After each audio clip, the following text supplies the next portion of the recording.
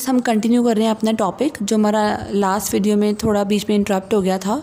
तो मैं बात कर रही थी यहाँ पे anterior lobe pituitary gland release करेगी हार्मोन FSH एंड LH। ये जो हार्मोन्स होते हैं ये एक्ट करते हैं बेटा प्राइमोडियल फॉलिकल के ऊपर, राइट। ये जो प्राइमोडियल फॉलिकल है अल्टीमेटली प्राइमरी फॉलिकल बना देगी। अब आपको याद होगा प्राइमरी फॉलिकल में जोना पैलिसुडल लेयर ऑलरेडी डेवलप हो जाती है। सेकेंडरी फॉलिकल में थीका एक्सटर्ना और थीका इंटरना डेवलप हो जाते हैं।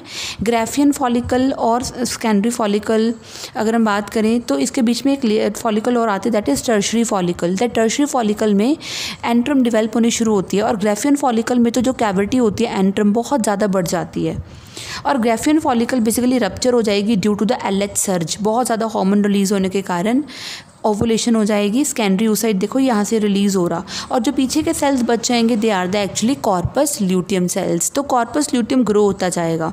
कॉर्पस ल्यूटियम डेवलप होना शुरू होता है 19th डे पे, लेकिन वो अपनी मैक्सिमम डेवलपमेंट कर लेता है on up to the day 22nd, right. 22nd day तक ये पूरा डेवलप हो जाता है और डेवलप होने के बाद ये प्रोजेस्टेरॉन रिलीज़ करता रहेगा, यानी कि प्रेगनेंसी मेंटेन कराएगा। लेकिन अगर तो स्पर्म जो है वो कॉपुलेशन होगी और स्पर्म अवेलेबल हुआ तो बेटा सेकेंडरी oocyte किस में कन्वर्ट हो जाएगा, एग में कन्वर्ट हो जाएगा, फर्टिलाइज्ड एग में कन्वर्ट हो जाएगा। क्लियर। और इसके अलावा कन्वर्ट अगर सपोज स्पर्म की एंट्री नहीं होती तो इसी तरह से ही जो कॉर्पस ल्यूटियम है वो डीजनरेट हो जाएगा और 28th डे पर ये कॉर्पस एल्बिकन्स बना देगा, that is a white scar like body. लेकिन दिस वन ये कॉर्पस ल्यूटियम डीजनरेट हो जाता है 27th डे पे। क्लियर। तो ये जो फॉलिकल के सेल्स थे बेटा ये रिलीज़ करेंगे प्रोजेस्टेरॉन एंड ईस्ट्रोजन और यहाँ पे जो फॉलिकल्स हैं वो रिलीज़ करती हैं estrogen hormone. See this is the uterus wall. ये एंडोमेट्रियम की लेयर थिक होती जा रही है, बट ये थिक हुई है स्टार्टिंग के 5 डेज़ में ये ब्लीड आउट हो जाएगी, रप्चर हो जाएगी और ब्लड वेसल्स जो है वो रिमूव हो जाएंगी, निकल जाएंगी फ्रॉम द वेजिनल ऑरिफाइस।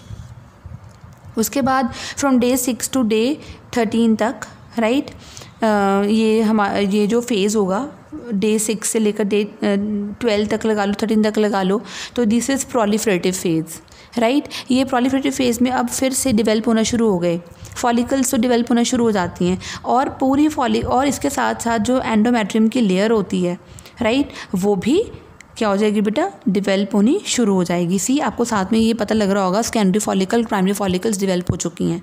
और फाइनली 14th डे पे, लेकिन अब मान के चलते 14th डे नहीं बेटा, जो ओवम है उसका कोई प्रेडिक्शन नहीं होता, जरूरी नहीं है 14th डे पे रिलीज़ होगा, क्योंकि मेंस्ट्रुअल साइकिल्स यार बेसिकली इरेगुलर साइकिल्स, तो वो कभी भी रिलीज़ हो सकते हैं। फ्रॉम डे 12 to day 16 कभी भी रिलीज़ हो सकता है, राइट। तो ओवुलेशन हो जाएगी, तो उस टाइम पर भी देखो ये काफ़ी अच्छे डेवलप हैं यूट्रिन ग्लैंड्स और ब्लड वेसल्स। एंड उसके बाद ये जो फेज़ था वो ओवुलेटरी फेज़ था। देन फ्रॉम डे 19 से लेकर पर डे 16 को हम मान के चलते हैं सेक्रेटरी फेज़ स्टार्ट हो जाएगा अप टू डे 28 तक, राइट। तब आप देख रहे हो कि 22nd डे तक पूरा पीक पे आ जाता है, एंडोमेट्रियम की थिकनेस पूरी पीक पे होती है, प्रोजेस्टेरॉन का हार्मोन पूरा रिलीज़ हो रहा होता है और अल्टीमेटली एंडोमेट्रियम पूरी थिक हो चुकी है। अगर तो वही बात, अगर तो स्पर्म मीट हुआ तो फिर तो ठीक है, कॉर्पस ल्यूटियम मेंटेन हो जाएगा और एंडोमेट्रियम की लेयर थिक होती जाएगी। नहीं तो फिर क्या होएगा, अल्टीमेटली जो कॉर्पस ल्यूटियम है वो डीजनरेट हो जाएगा, राइट, और एंडोमेट्रियम की लेयर ब्रेक होनी शुरू हो जाएगी, यानी कि बिगनिंग हो जाएगी ब्लीडिंग फेज़ की of the next cycle. So this is about our topic that is a menstrual cycle, right. तो कंप्लीट है ये टॉपिक। अब इसके बाद नेक्स्ट वीडियो में हम स्टार्ट करेंगे topic that is a fertilisation, right.